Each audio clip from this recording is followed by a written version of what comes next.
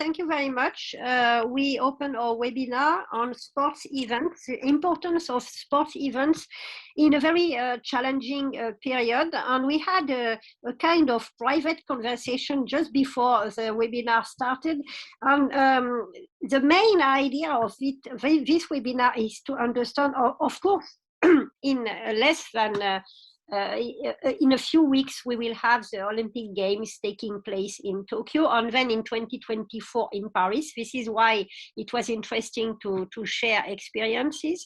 But what is extremely important, in my view, is first to understand how these very important sports events are still relevant, despite some criticism that one hears very often, especially in democratic countries. Authoritarian countries are always much more enthusiastic at the official level to organize that kind of events, but we must not leave the organization of these events, being the Olympic Games or World Cups or whatever, to authoritarian countries. I think that democracies also need to carry on organizing that kind of events and finding new significance and new interest to input into these events. And also one of the other interesting factor of the organization of these events, the Olympics in Tokyo and in Paris, is also a communication challenge. At a time when social networks are everywhere, and no countries, even Japan with its, in Japanese, sometimes many in Japan do think that nobody understands what is going on in Japan because nobody reads Japanese, but actually social media are more and more important. So there is a big challenge of communication. And to answer that big challenge of communication, we have no better speaker than Maki Kobayashi.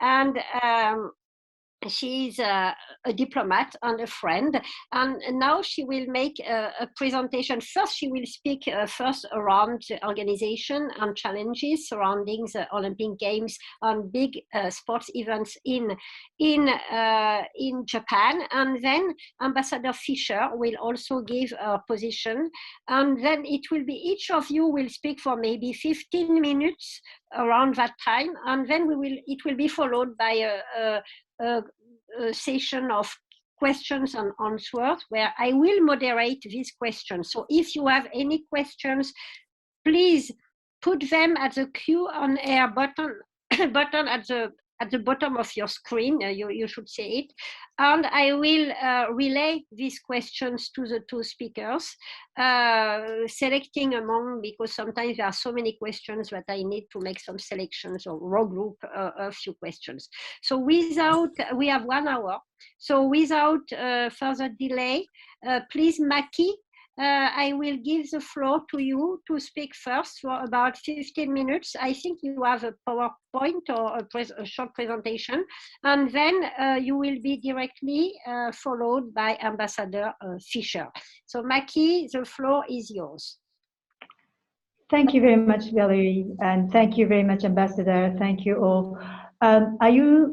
Do you see the PowerPoint yes, presentation right now? Okay, great. So I tried to be short. I would not give you an answer to all these profound questions raised by Valerie in my presentation. I would just like to illustrate where we are, what we have been doing during the past year, and then the meaning of holding Olympic and Paralympic Games for us, for our society. So where we are is, as Valerie said, we are 44 days to the Olympic Games, 75 days to Paralympic Games, and we started torch relay from Fukushima Prefecture, the very green pitch of soccer games in Fukushima Prefecture, and we already passed the torch for 35 prefectures out of 47.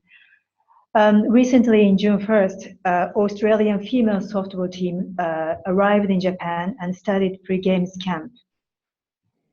Regarding the situations in Japan and Tokyo for the COVID-19 cases, as you can see from this famous Johns Hopkins University case COVID for a million people COVID case, I only have a number for 100,000 people for 1 week. I'll show you later. But Japan has been doing pretty all right. But as you see, that we see some increases in recent cases, and that's why we are in the middle of third state of emergency declaration for 10 prefectures. So it's a little bit old, but from the past week until June 1st, among the 100K people, it was 19.66. So it's probably less than around half of those figures in Germany or Italy during the same period. The state of emergency declaration is, as you know, in Japan is quite a soft measures. As you see, bars and restaurants serving alcohol are asked to close, but some are open without getting any kind of compensation from the government. Restaurants not serving alcohol can open until 8 p.m. and large-scale commercial sites such as shopping centers open until 8 p.m. Events have the cap for venue capacity by half or 5,000, whichever smaller, until 9 p.m. and schools remain open. So these measures vary according to the prefecture, but these state of emergency declaration are now on 10 prefectures, Tokyo and Western and Southern prefectures until 20th of June. And there are other 5 prefectures having preventive measures for spread of the infection. Last year, this is a picture from last July 23rd, our second time 1 year to go event. So this lady is a swimmer, Niquet. She's an iconic figure for showing the resilience of the person, of the athlete. So she got 6 gold medals in 2018 for Asian Games for the swimming. But in 2019, early 2019, she found leukemia and stayed hospital for 10 months. And she made a comeback last summer, right after this 1 year to go ceremony. She thanked medical essential workers, cherished daily life she took granted for, and she shared empathy to the athletes who lost objectives suddenly in front of them. So this was not a festive, but really solemn ceremony to thank those who are fighting for the infectious diseases and to look forward and to take a step forward for the next year. So during the past year, we've been working to postpone the games and to be able to do the games. So after the decision of postponement, and we had the first declaration of state of emergency, but in June, the professional baseball game is already resumed, football resumed. And in July, we secured same venues and competition schedule. And from September onwards, we really concentrated our work on COVID-19 countermeasures. There were a team met bi-weekly at the Deputy Chief Cabinet level with Government of Japan, TMG, JOC, JPC experts. And we had an interim report at the end of the 2020. And we started to put together the rule books, which is called Playbook, for all the stakeholders in February, and get experts input, stakeholders input, and had second version in April. And we are going to publish the third version sometime quite soon in June. And we've been discussing with different experts, and also we are getting all the insights from the previous international sporting events during the course of last 1 year. So these are the playbooks which were published in late April. So there are one for athletes, one for international federations, one for marketing partners, workforce, broadcasters, press, and Olympic and Paralympic families. The main points are really for the countermeasures for and precautionary measures taken by us and also taken by each stakeholder. So we are asking monitor conditions and frequent testing. I'm sorry it's in Japanese, all these the pictures. So before departure, you have to monitor health for 14 days and keep physical contact to minimum with others, and take 2 tests, usually 1 test 76 hours, but the 2 tests in 96 hours before departure, and testing at arrival, testing for 3 consecutive days, and testing in principle every day for athletes or frequent interval for others. And each organization has to nominate COVID liaison officer or officers who are key contact responsible for team, who have to put all the information before departure and during the stay, if there are any symptoms or if there are any close contacts which have to be informed to us organizers. All the basic preventive measures are in place, physical distancing, so we had to change all the venue operations with distancing, mask wearing, avoid 3 C's, and also conduct management for dedicated transportation. We were asking to use public transportation, which are quite comfortable and very convenient in Tokyo, but now we have to ask for dedicated transportation during the first 14 days. And so this is all about during the first 14 days, which are supposed to be in quarantine period. Accommodation shall be approved by Tokyo 2020. Activity plan for first 14 days shall be submitted and approved by Tokyo 2020 and the government. So we are working currently for the final or 3rd version of playbook and beyond. So we are trying to minimize those who are coming into Japan, and to sort of, because there are 206 NOCs, including refugee team, there are in total 59,000 people coming into Japan, and 59 people coming into Japan altogether as game stakeholders, including athletes.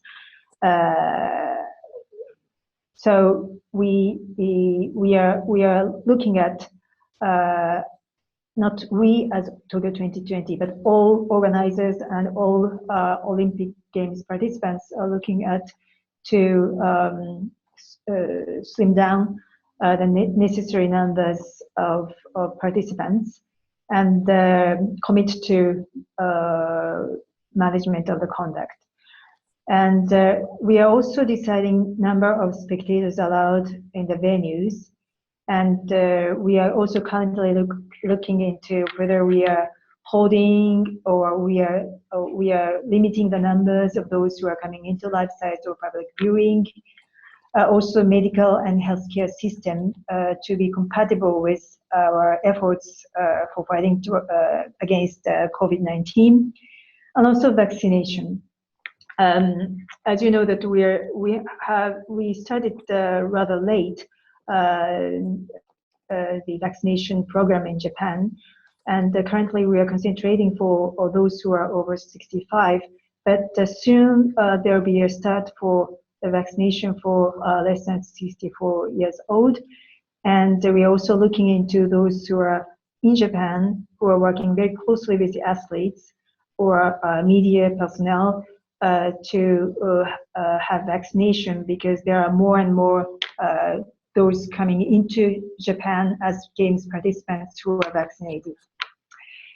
So I will quickly go through now what we have been doing in order to, well, for the games, what we have been putting importance with the games. So there are mostly 5 elements. One is recovery.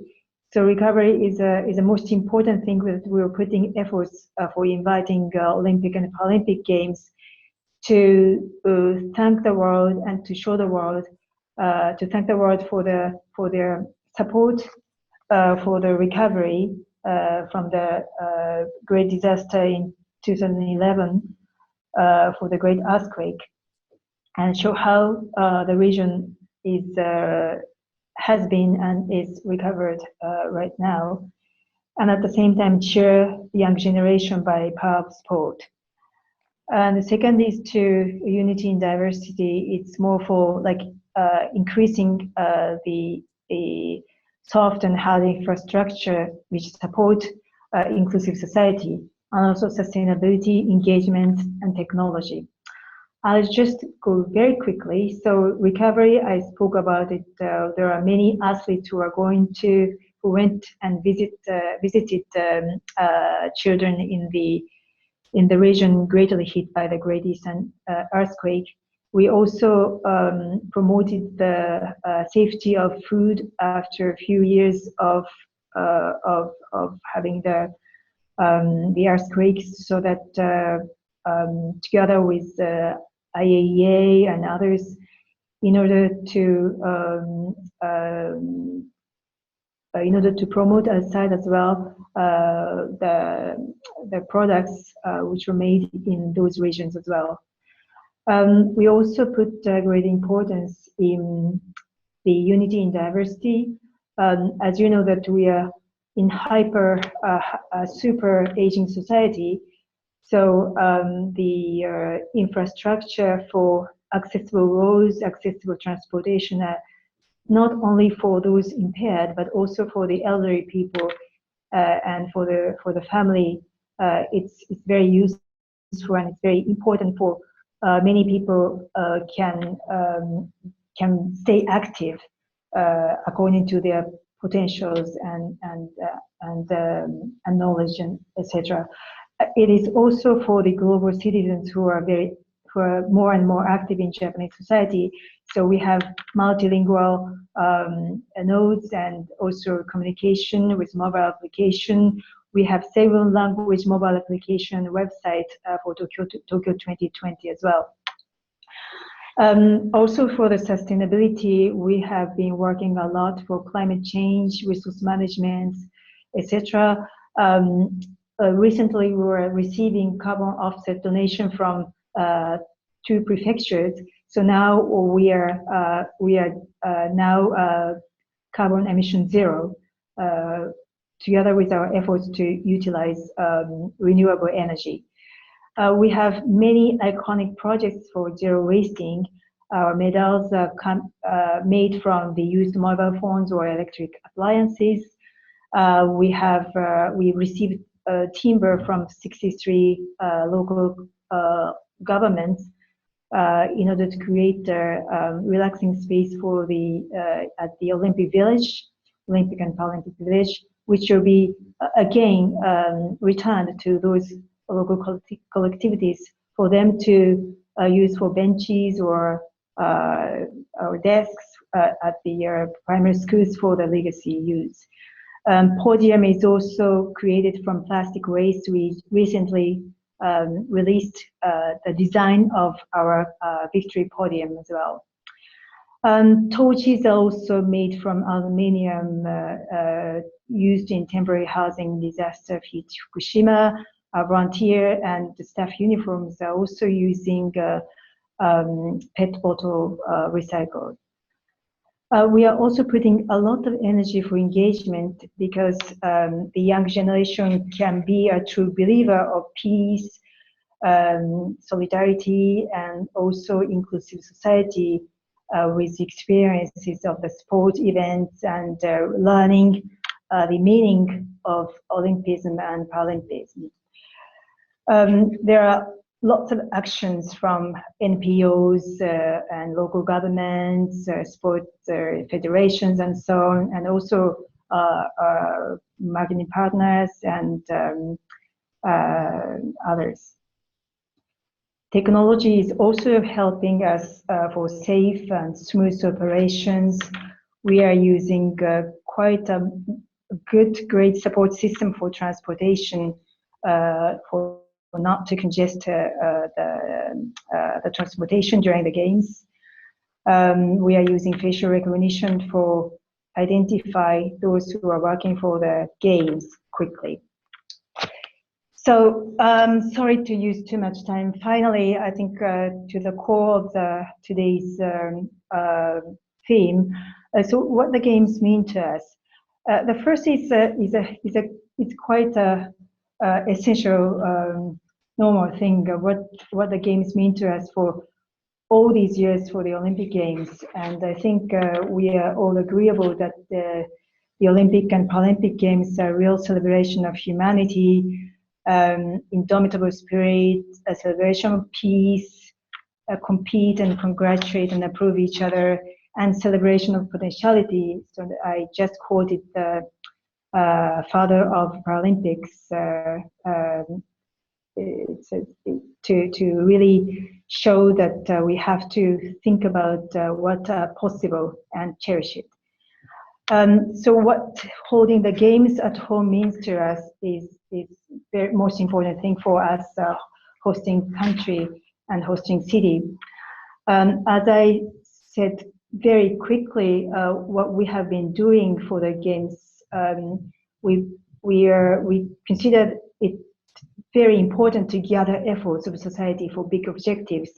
It's not only government and also local government, host city, but whole society, including companies, NPOs, each has the objective for a more inclusive society or soft and hard infrastructure, promotion of SDGs, and try to come up with something at 2020 initially and now 2021, so that people put more investment and to achieve something by that time. For example, if we are talking about hard infrastructure, now if you have more than 3,000 per day users, all the stations in Tokyo, we have 100% barrier-free stations. And even if you're talking about entire Japan, for the metro, it's 100% barrier-free for those stations usage of more than 3,000 passengers. And of course, eyes of the world will be upon us for 5 weeks. I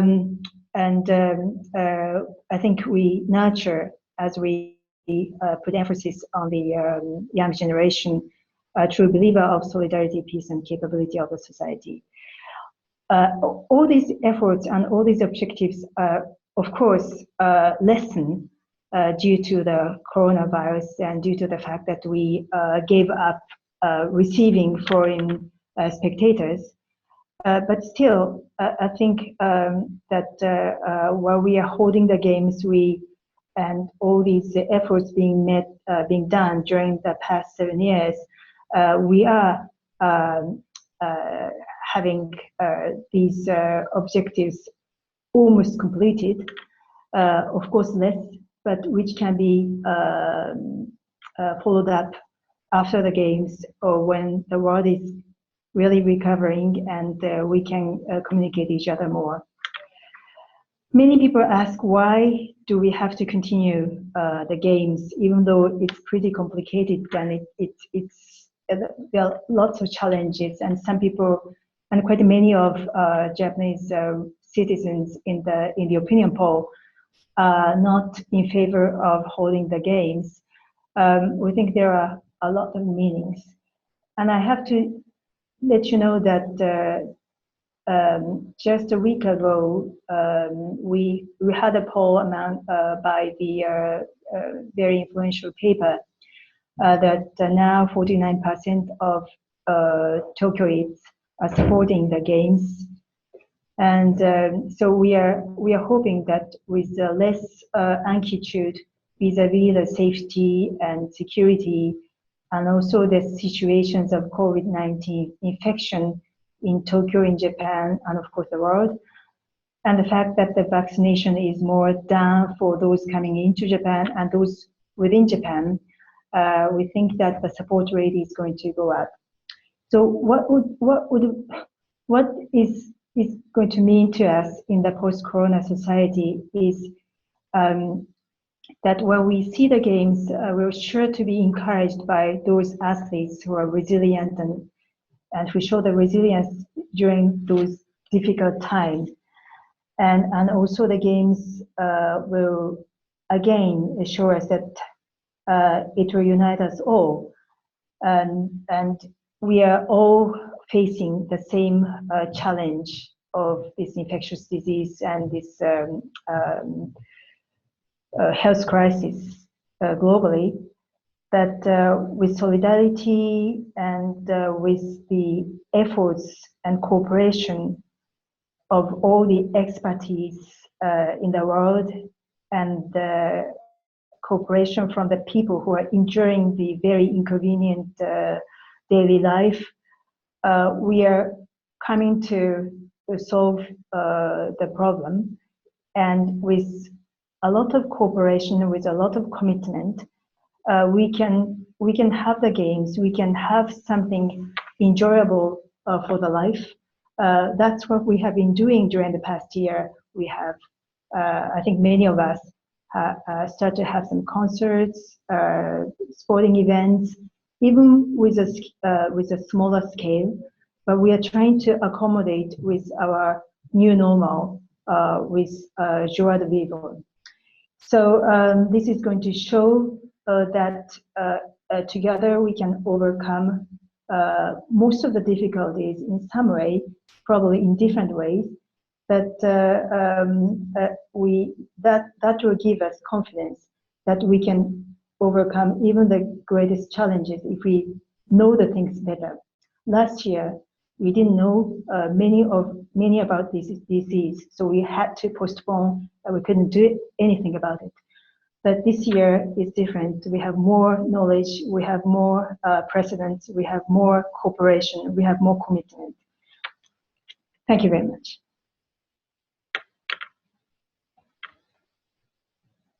Thank you. Sorry, here I am again. Thank you, Maki, for your presentation. And now, without losing time, I will give the floor to Ambassador Laurence Fischer to give us her own vision of the role of course, there will be the Olympic Games in Paris in 2024, but not only that, sports is extremely important for young people as a way of communication, even in geopolitics. So I don't know what angle she will decide to focus on, but please, Ambassador, the floor is yours. Yes, thank you very much, Valerie. Thanks for inviting me. I'm very glad also to be with you and I was really impressed also by your presentation, Maki, Kobayashi-san, because it's just amazing also to the capacity and the way Japan and also the TOCOG will have managed and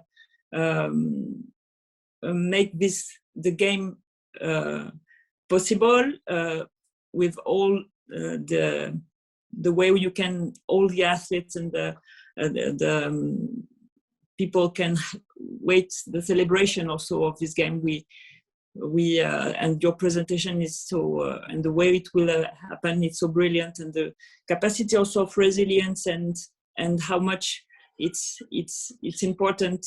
It's an example, and it's for also for us with a lot of humility to have a great lesson of the way you manage the crisis, and to make it everything possible to celebrate and to have this great event and games. My engagement as French sport ambassador, I have to tell you that this role also itself is an expression of France belief in sport and its great potential to serve both domestic policy and global development goals. I have seen this potential firsthand as an athlete who became an athlete, activist, and social entrepreneur, using my sport, karate, to support female victims of violence around the world.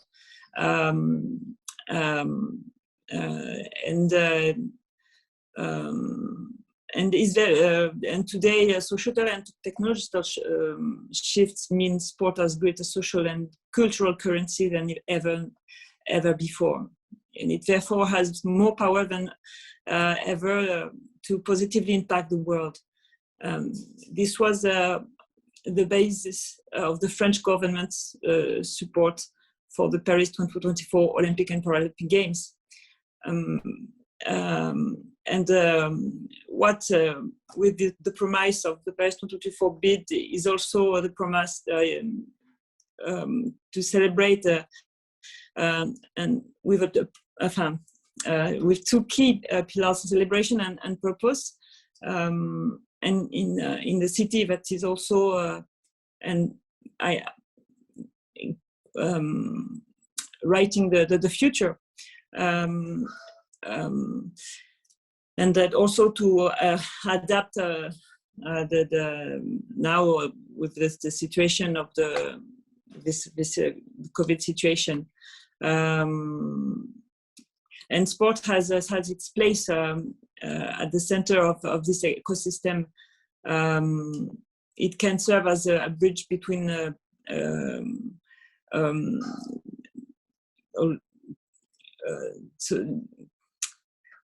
business and society, and as a lever of change.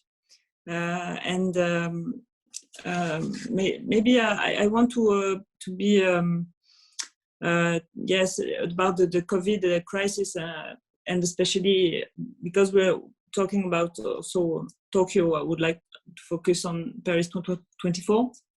And the COVID crisis makes the Paris 2024 project even more relevant in certain aspects, particularly in terms of legacy. And also, this is what we as an ambassador, we spread, and we want to communicate in our network diplomacy. But because and this is also my responsibility. The importance of sport in everyday life was emphasized during the crisis, as was the fight against exclusion and for equality. These issues are even more difficult to address in time of crisis. And also environmental ambition has also become crucial, with which was part of the DNA of Paris 2024 project, but it has been reinforced. Paris 2024 will be the first game with a positive carbon impact, and the message of environment excellency must now be carried by all sporting events, and it is, and implemented in practice. The issue also of budgetary control will be important, and with the COVID crisis, Paris 2024 has reviewed its concept and budget to adjust it, while preserving the elements that make it a signature event, notably the organization of sport competitions in iconic local locations in the capital. And because also ultimately the games must remain a popular event, we must recreate an expectation for Paris 2024 and carry a positive discourse for spectacular games. Yes, this is, of course, I'm talking about Paris 2024, but just like in the mirror as in Japan before, we will host the France 2023, the Rugby World Cup, and it will be also a great experience to, and especially to how they will mobilize the French people with great how can I say that, involvement, and how they will be involved with the sustainable les objectifs de développement durable, and this is what we are working on, and also we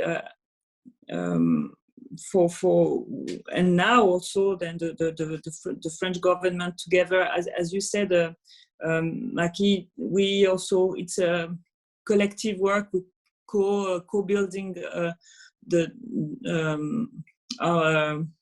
vision, the strategy, and we also we will host the tournament of the qualification tournament for Tokyo, and it's amazing to how we together do our best to make it possible for and have the best conditions for the athletes coming in France this month to prepare to be present in Tokyo. And thanks very much also for all the playbook and for all the best condition and safe, and that is possible now for them to be for all the athletes to be present and to enjoy and to perform in Tokyo. This is. Thank you very much, Ambassador. Now I will maybe raise. I don't see my face on. I think it's. I don't know how to switch. You can see me? Maybe I'm sorry. I forgot to tell you something. Something very important, in fact, because we also in France we when I talk about one of the gender equality, for example, will be. We know that it's because of the crisis. It's a fact that it's difficult for. It's an important point to, and especially for Paris 2024. We know that will be half for the athletes. But women and men will be 50-50. The athletes, male and female. But we also in the French government will, because we will organize the Forum Generation Equality. It will be we will have a great moment. The 1st of July, we will have a time with Mrs. Hashimoto-san and Tony Estanguet to present also the how we in this thematic the 5th development sustainable development goal, equality gender.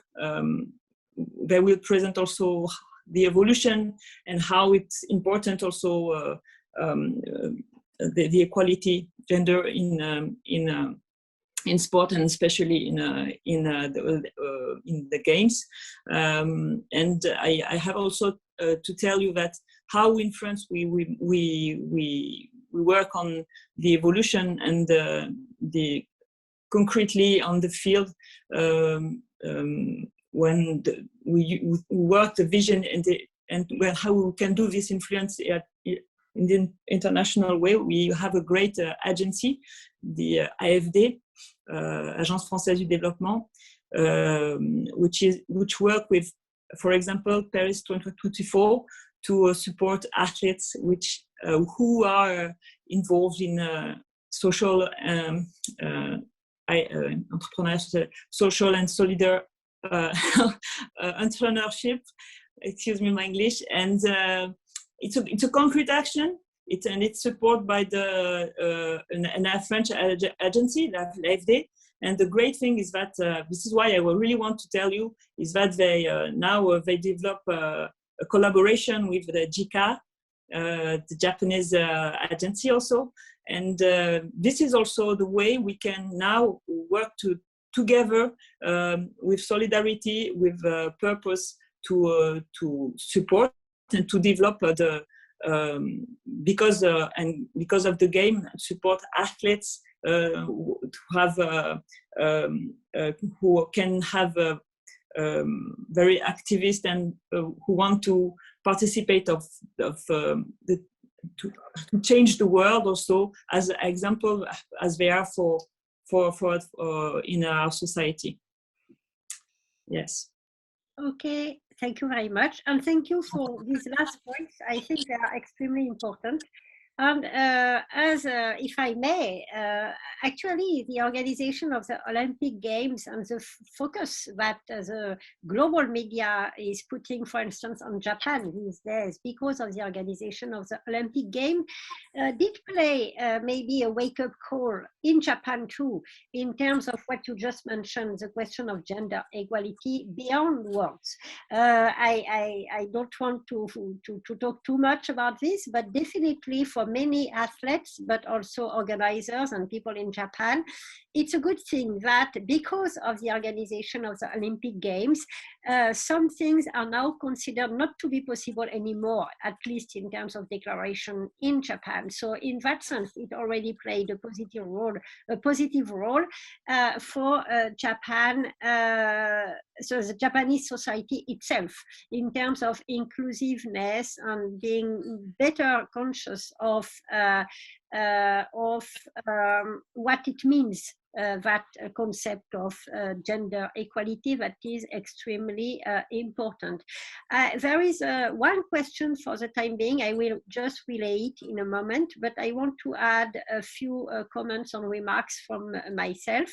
And one of these is we also, if you put COVID-19 apart, that increases pressure on the importance of organization, on the cost also that you have to prepare for. We realized with that crisis of COVID-19 that there is a huge uncertainty factor in the organization of the Olympic Games or big sports event. It was decided in 2013. I mean, I don't remember exactly. I'm sure you will correct me. How long before it is decided which city will be chosen to organize the Olympic game? But it means that in that period of time, that is absolutely necessary for cities to prepare for it. Everything can happen, even things that nobody thought about, like these huge pandemics in the world today. So how can you go on organizing that kind of events, keeping in mind all the time that something absolutely enormous can happen that could block the organization? Do we have to think about a different system of assurance? What do you do to help cities prepare also for the liabilities related to unprevented? I mean, for instance, about Tokyo will take place, and I think it will be a good Olympics. However, there were talks a few weeks ago, even a few months ago, about the possibility of cancellation.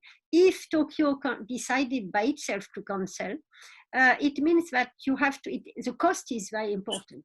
So the repartition between International Organization Committee and the host city, host country, maybe should be something that should be talked about at the global level, not only at Japanese, French, or whatever bilateral level, but at the global level, what to do with this cost and the fact that anything can happen. And we saw that happening last year with the COVID-19. I have related to that, I have a specific question raised by one of the in the audience. It is, Maki, this is for you. It's not an easy question, but I'm sure you have the answer. What happens if there is a surge of COVID-19 infections during the Olympic Games?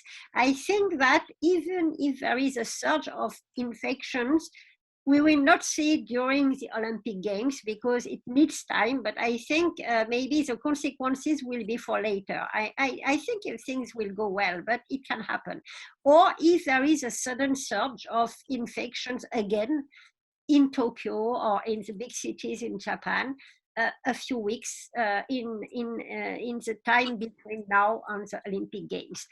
So the question from the audience was, what will happen? It's not an easy one, I know. No. Well, of course, the Olympic and Paralympic Games is a special game. It's just once every 4 years. But we are part of the society, and we can't do the games without the support of local residents, international people. And for example, if we are having a real disaster, I don't know, like very huge earthquake or something in Tokyo or in venue cities, or even outside Tokyo, but in a quite unprecedented level, we have to, of course, think about it, and we have to discuss with IOC whether it is going to affect the game's operations or not. I think those questions are, of course, going to be raised even during the games as well. In Munich, I think the case was controlled afterwards, so they continued and they finished the games. But I mean, we never know what is going to happen, so we have to be flexible, and we have to see what are the magnitude of the incident or the cases, whether we can continue or whether we can really deliver or not. Basically, we will of course try to do as much as possible, but we will also have to consider whole impacts to the society as well. Thank you. Okay, thank you very much. Sorry, I have a problem with my, okay, I'm back. Yes, but there is another question. Well, well, this is a personal remark. I'm not sure Munich is a best of example because they decided to go on with the games, but there were a lot of criticism because how can you go on with the game? But of course, the situation is very different. Thanks to the COVID-19, actually, we all forgot about the possibility of an earthquake in Japan. I mean, nobody is thinking about that anymore. This is true, but this is a possibility, but it completely went out of at least our mind when we are living in Japan. This is not the main focus of the uneasiness of some people. I know for you organizers it is very important, but you forget about it actually, because there was this huge issue of how to deal with the pandemics and COVID-19.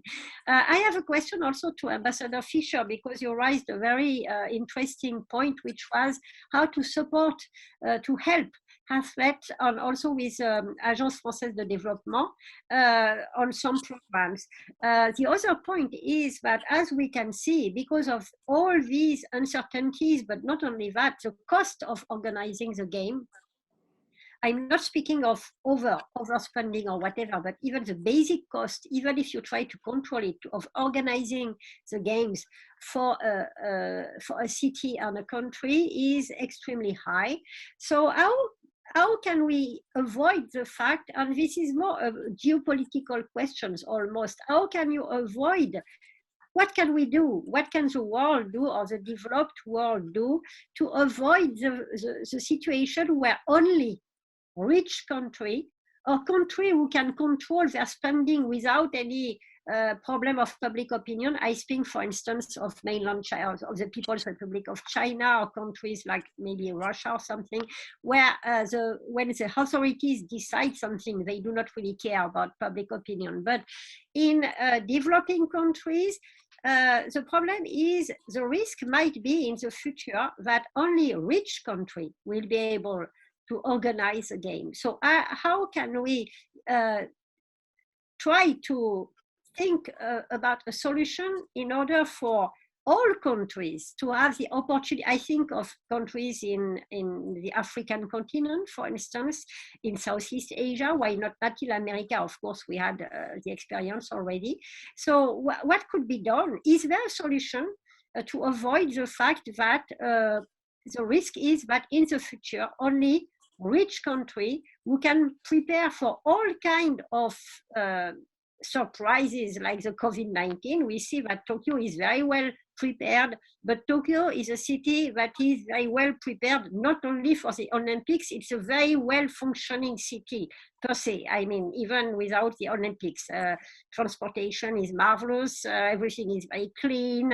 When you have handicapped or liabilities in Tokyo, all the red lights are organized like that, the metro and so on. So you do not need to put that much more than what exists already. But in some countries, it would be much more difficult. So Ambassador Fischer, is there a reflection about, thinking about this cooperation, what can be done, including at the level of the IOC? Because I heard, I'm not a specialist, but sometimes the IOC itself wants to favor cities that are able to organize it, rather than cities that would like to organize it but do not have the financial capacity to do it. Ambassador Fischer, or Maki, you can also say something about that later. Yes, Valerie, thank you for your question. First of all, I can say that fortunately in France, we have the experience, the knowledge, and how to manage and to organize the big events, international big events. And this experience is permitted to be more efficient and to have tirer des leçons to organize much more, to be more efficient for the organization. And also, if we take the example of Paris 2024, 95% of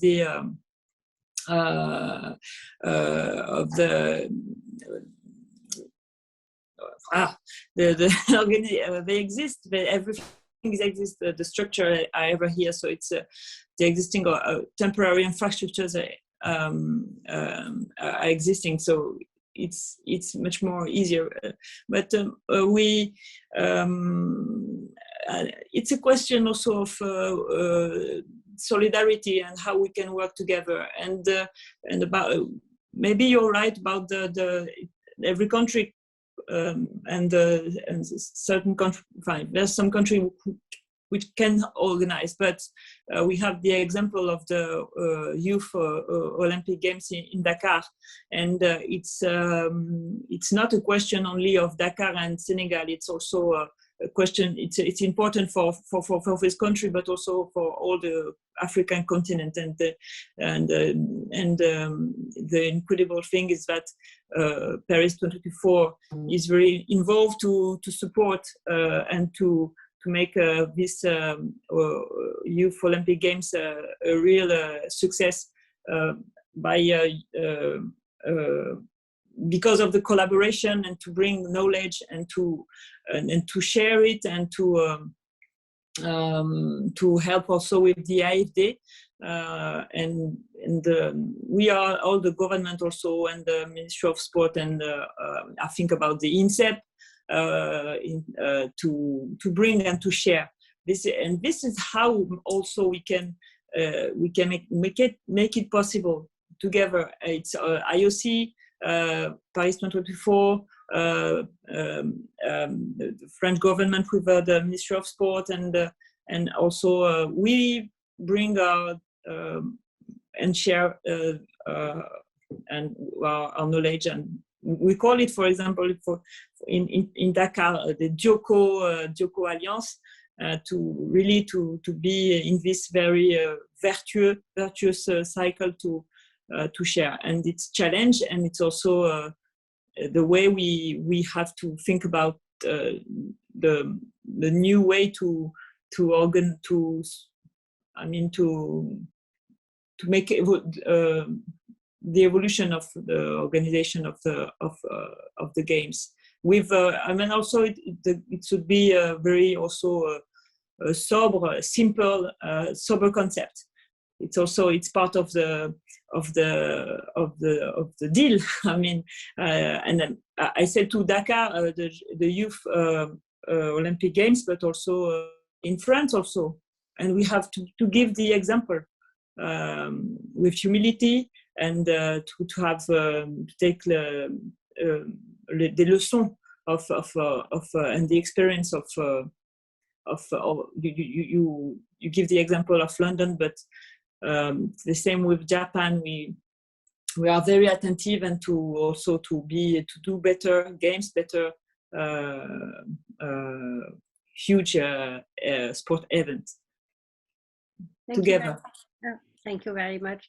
Maki, could you comment on this also? And maybe that would be the final comments before I close the session, because we are approaching the end of our time. So maybe if you want to comment about this, how can we help developing countries, and final comments about that session. Well, thank you very much. I echo Ambassador Fischer, Laurence, about her comment regarding the experience of Dakar for Youth Olympics. This is a very difficult question because we really worked during the past year to try to simplify as much as possible how to hold the games.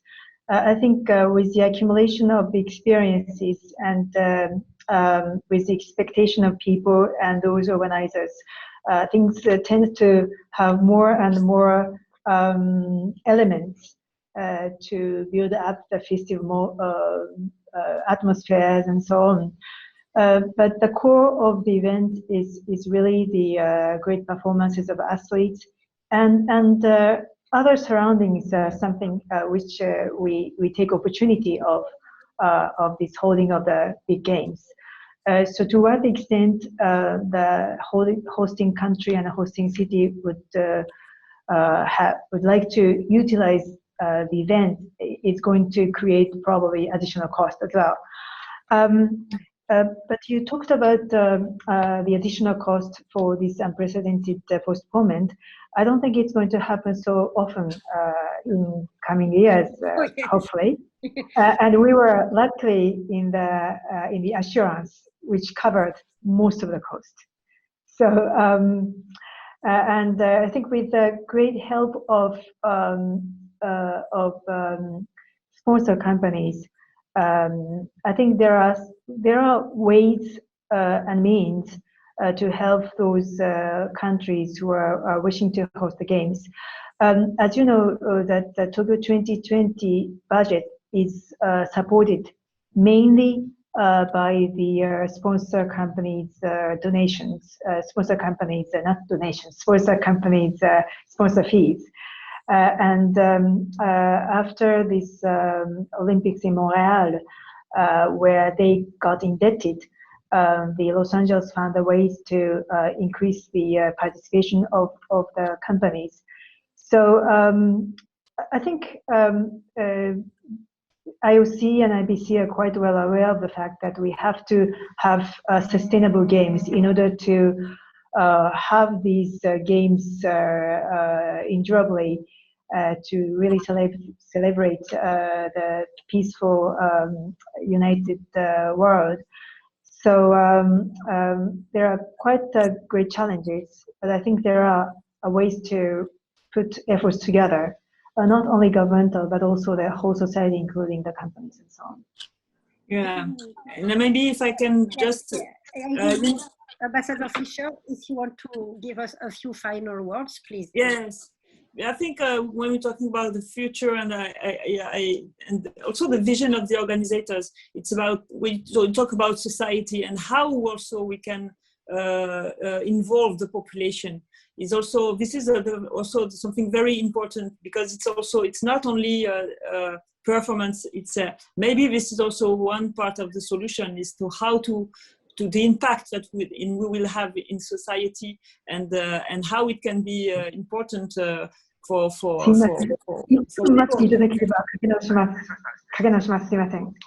So this is also the way we can also be very efficient, and this is also the goal, the main goal of those big events. Okay. So thank you very much to both of you for your explanations, extremely useful.